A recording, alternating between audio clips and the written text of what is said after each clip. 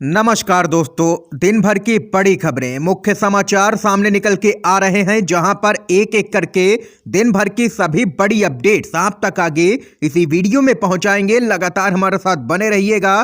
दोस्तों, शुरुआत करते हैं इस समय की एक बेहद बड़ी खबर से। अडानी हिंडनबर्ग के सुप्रीम कोर्ट का सील बंद लिफाफे में सुझाव लेने से साफ इनकार। केंद्र सरकार को बड़ा झटका।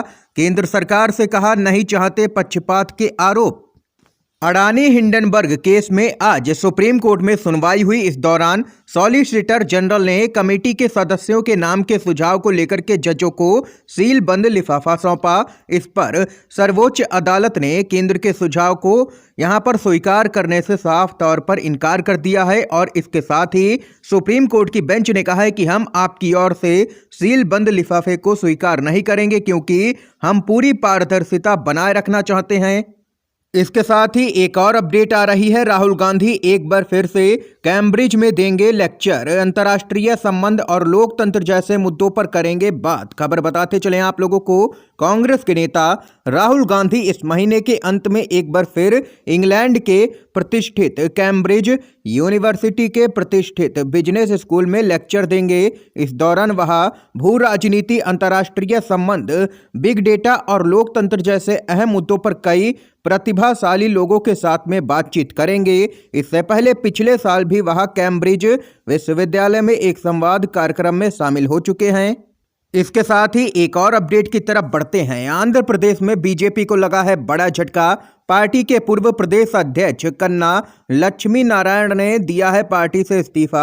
मचा हड़कंप। खबर बताते चले, आंध्र प्रदेश में भाजपा को बड़ा झटका लगा है। बीजेपी के वरिष्ठ नेता और पार्टी के पूर्व प्रदेश अध्यक्ष कन्ना लक्ष्मी नारायण ने पार्टी से इस्तीफा दे दिया है। उन्होंने कुछ समय से यहां पर लगातार पार्टी में उपेक्षित रहने का आरोप लगाया है। बताते चलें, वह कुछ समय से पार्टी के राज्य नेतृत्व से लगातार नाखुश चल रहे थे, जिसके कारण उन्होंने यहां पर अपने हजारों समर्थकों के साथ में भाजपा छोड़ दी है। इसके साथ ही एक और अपडेट आ रही है। राज्यसभा में रंजन गोगोई ने 3 साल में एक भी सवाल नहीं पूछा। अयोध्या फैसले के बाद सरकार ने भेजा था उनको संसद में। खबर बताते चलें, सुप्रीम कोर्ट के रिटायर्ड जज एस अब्दुल नजीर को आंध्र प्रदेश का राज्यपाल बनाए जाने के बाद उठ रहे सवालों के बीच में राज्यसभा भेजे गए पूर्व मुख्य न्यायाधीश रंजन गोगोई का ट्रैक रिकॉर्ड सामने आया है, जो अपने आप में कई तरह के सवाल खड़े करता है। और इससे पता चलता है कि गोगोई का राज्यसभा में प्रदर्शन काफी निराशाजनक रहा है। 3 साल में बतौर सांसद रंजन गोगोई ने राज्यसभा में एक भी सवाल नहीं पूछा है। यही नहीं, संसद में उनकी औसत उपस्थिति 29% रही है, जबकि बाकी सांसदों की 79% है। यानी कि कुल मिलाकर के देख सकते हैं, राज्यसभा में सांसद रंजन गोगोई का ट्रैक रिकॉर्ड वह पूरी तरह से फेल नजर आ रहे हैं। ना तो वह कोई भी सवाल पूछते हैं संसद के अंदर और ना ही संसद की कार्रवाई में भाग लेते हैं, जिसके बाद एक बार फिर से वह निशाने पर आ चुके हैं। इस बीच एक और अपडेट की तरफ बढ़ते हैं। बीजेपी के नेता हार्दिक पटेल की बढ़ी हैं मुश्किलें। कोर्ट ने इस मामले में जारी किया है गिरफ्तारी वारंट। जी हां दोस्तों, गुजरात के सुरेंद्रनगर जिले की एक अदालत ने भारतीय जनता पार्टी के विधायक हार्दिक पटेल के खिलाफ 2017 के एक मामले में कोर्ट के समक्ष पेश न होने को लेकर के गिरफ्तारी वारंट जारी किया है। हार्दिक पटेल पर एक सरकारी आदेश का उल्लंघन करने का आरोप लगाया गया है। दरअसल हार्दिक पटेल ने 2017 के गुजरात विधानसभा चुनावों से पहले सरकारी आदेश का उल्लंघन करते हुए एक राजनीतिक भाषण दिया था और अब उसी पूरे मामले में यहां पर हार्दिक पटेल के खिलाफ गिरफ्तारी वारंट जारी किया गया है कोर्ट की तरफ से।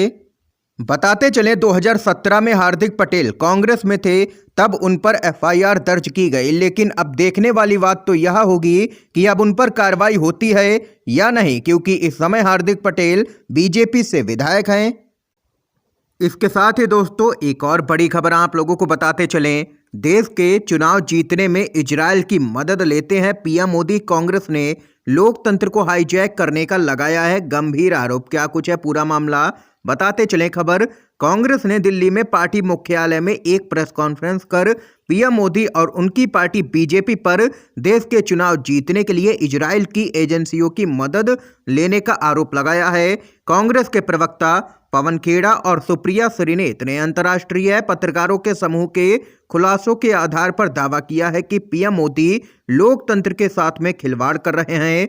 वह चुनाव जीतने के लिए इजराइल की एजेंसियों की मदद ले रहे हैं और सीधे तौर पर विदेशी मदद से देश में चुनावों को प्रभावित कर रहे हैं।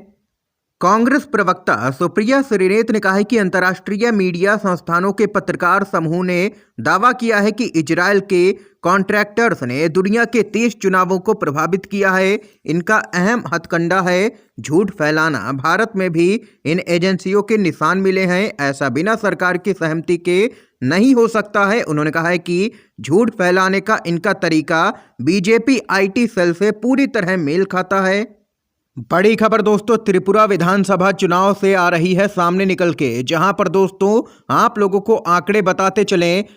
त्रिपुरा के अंदर 60 विधानसभा सीटें हैं और त्रिपुरा में विधानसभा चुनाव के लिए वोटिंग भी संपन्न हो गई। इस बीच आप लोगों को बताते चलें राज्य के अंदर यहां पर किस पार्टी की सरकार बनती हुई नजर आ रही है।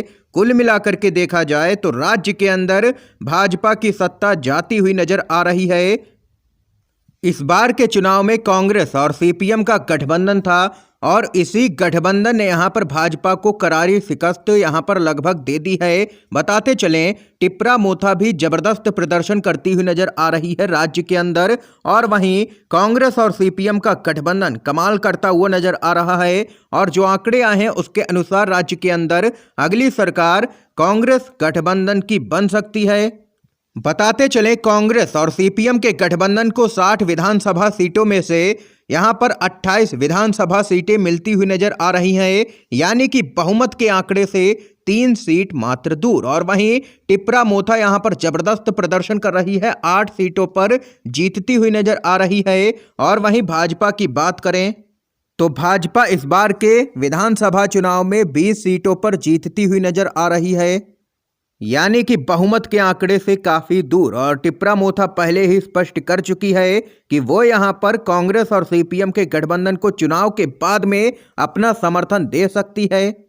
इसके साथ ही एक और अपडेट की तरफ बढ़ते हैं। राहुल गांधी ने लोकसभा सचिवालय को भेजा है विस्तार से जवाब, कहा टिप्पणी बिल्कुल सही।